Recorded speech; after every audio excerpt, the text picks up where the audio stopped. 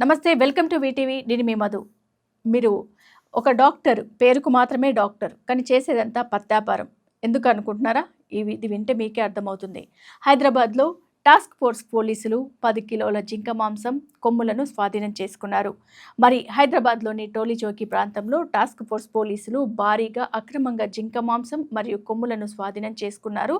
శనివారం రాత్రి మావిన్ class apartment వద్ద వాహన తనిఖీల్లో 10 కిలోల జింక మాంసం మరియు 3 జంట కొమ్ములు లభ్యమయ్యాయి.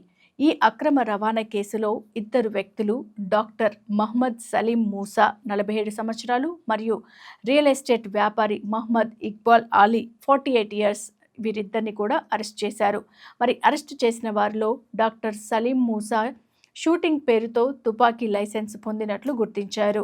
అతను మెదక్ సమీపంలోని అడవుల్లో జింకలను వేటాడి వాటి మాంసము మరియు కొమ్ములను హైదరాబాదుకు తరలిస్తున్నట్టుగా పోలీసులు తెలిపారు. ఈ ఘటనపై వన్యప్రాణి రక్షణ చట్టం 1972 ప్రకారం కేసు నమోదు చేసి నిందితులను ఫారెస్ట్ డిపార్ట్మెంట్కు అప్పగించారు.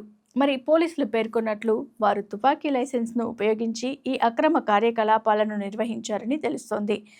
మరిన్ని ఇలాంటి లేటెస్ట్ అప్డేట్స్ మీరు తెలుసుకోవాలనుకుంటే ఖచ్చితంగా మీరు మా వీటీవీని సబ్స్క్రైబ్ చేసుకోవడం మర్చిపోకండి.